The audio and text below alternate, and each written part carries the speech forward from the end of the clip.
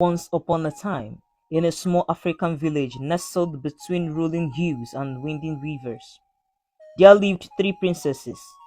Their father was the great chief of the tribe, a wise and respected leader. However, despite the best efforts, his three daughters, Amina, Zuri, and Camele, were known throughout the land for their foolishness and lack of common sense. Amina was the eldest of the three. She was a beautiful young woman with skin like polished ebony and eyes that sparkled like the night sky. However, her beauty was often overshadowed by her reckless behavior and her tendency to speak without thinking. She would often wander off into the jungle alone, ignoring the warnings of the elders, and find herself in all sorts of mischief. Zuri, the middle child, was a tall and slender girl with a mischievous grin that could light up a room. But her mischief often went too far, and she would play pranks on the villagers that would leave them fuming with anger. She once convinced the village children to release all the goats from their pens, leading to a chaotic chase throughout the village. Camille, the youngest, was a dreamy and whimsical girl who spent most of her time daydreaming and telling tall tales. She would spin elaborate stories about encountering mythical creatures in the jungle or witnessing extraordinary events, much to the amusement and exasperation of the villagers. One day, the chief summoned his three daughters to his hut. "My dear daughters," he said, his voice grave, "it is time for you to learn the ways of our people and to take on the responsibilities that come with being princesses." The three sisters exchanged glances, their eyes wide with excitement and trepidation. "Each of you will be given a task," the chief continued. "If you succeed, you will prove yourselves worthy of leading our people one day. But if you fail, you will bring shame upon our family and our tribe." Amina, ever the daring one, spoke first. "Father, I am ready for any challenge you present to me. I fear nothing." The chief nodded solemnly. "Very well, my daughter. Your task is to journey into the heart of the jungle and retrieve the sacred feather of the great eagle. This feather has been passed down through generations of our tribe's leaders and is a symbol of strength and courage." Amina's eyes widened, but she nodded confidently. "I shall not fail you, father." Next, the chief turned to Zuri. "My mischievous child, your task is to collect the venom of the black mamba, one of the deadliest snakes in our lands. This venom is a powerful medicine that can heal the most grievous of wounds." Zuri gulped, but a spark of excitement danced in her eyes. "It will be done, father." Finally, the chief addressed Camele.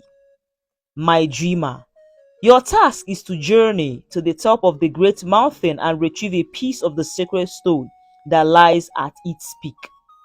This stone is said to grant wisdom and clarity to those who possess it." Camille nodded dreamily, already lost in her own thoughts of the adventure that awaited her.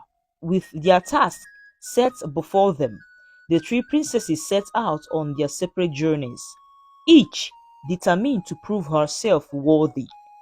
Amina ventured deep into the heart of the jungle, hacking through tangled vines and dodging the sharp thorns that seemed to reach out and snag her at every turn. She encountered all manner of strange and wondrous creatures, from the majestic elephant to the colorful parrots that soared overhead.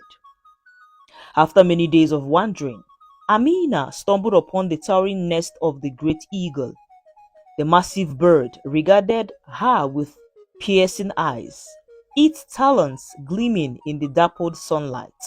Summoning her courage, Amina climbed the tree, inching ever closer to the nest and the coveted feather.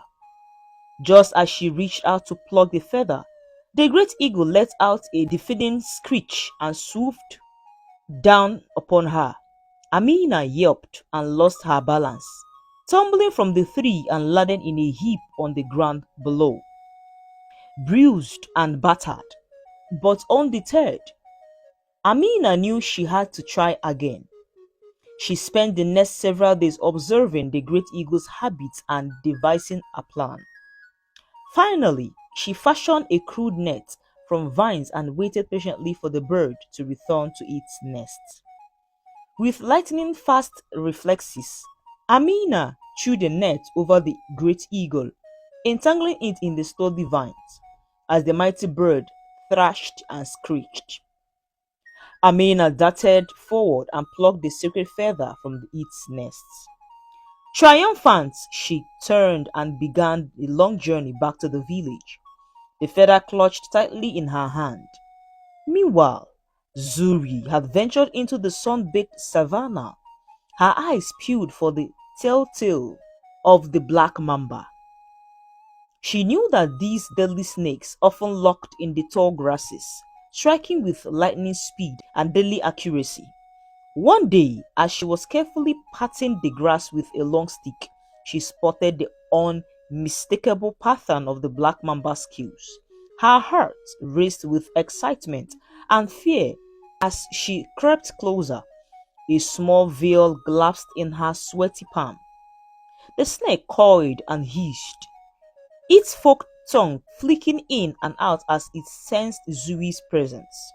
Without warning, it struck its powerful jaws, snapping mere inches from Zuri's face. Zuri stumbled backward, her eyes wide with terror, but she quickly regained her composure and began to taunt the mamba, dancing just out of its reach and infuriating it with her taunts. Finally, the black mamba lunged again, and this time Zuri was ready. She sidestepped the strike and brought the veil down hard on the snake's head, stunning it momentarily. With lightning fast reflexes, she preyed upon the mamba's jaws and collected a few precious drops of venom in the veil. Clutching her prize tightly, she turned and ran, leaving the enraged black mamba behind. As for Camele, she had set off towards the towering peak of the great mountain, her head filled with fanciful notions of the adventures that awaited her. She hummed happily to herself as she climbed, her steps light and carefree. However, as she ascended higher and higher, the path grew increasingly treacherous. Steep cliffs loomed before her, and the thin mountain made it difficult to breathe. Undeterred, Camille pressed on, her determination to foil the tales she had spun in her mind. She imagined herself as a brave warrior princess, scaling the mountain with ease and emerging victorious at the summit. But reality soon set in, and Camille found herself lost and disoriented, with no clear path to follow. She stumbled and slipped, her feet sliding on loose rocks and scree. Exhausted and discouraged, she sat down on a ledge and gazed over the vast expanse of the land below. She had never felt so small and insignificant. As she sat there, contemplating her failure, a sudden glint caught her eye. Squinting, she noticed a small crevice in the rock face, and within it a shimmering stone that seemed to pulsate with an otherworldly light. With renewed determination, Camille inched her way towards the crevice, her fingers straining to reach the secret stone. At last, her fingertip brushed against the smooth surface, and she grasped the stone tightly, pulling it from its resting place. Dragging her prize, Camille began the long descent back to the village, her heart swelling with pride and a newfound sense of purpose. After many days and countless trials, the three princesses returned to the village, each bearing the object they had been tasked. with retrieving. Their father, the chief, greeted them with a proud smile and tears of joy in his eyes. "My daughters," he said, his voice thick with emotion, "you have proven yourselves worthy of leading our people. Each of you has faced challenges and obstacles that would have broken lesser individuals, but you persevered and emerged victorious." He embraced each of his daughters in turn, his eyes shining with pride. "Today, you have taken the first steps towards becoming the strong and wise leaders our tribe needs."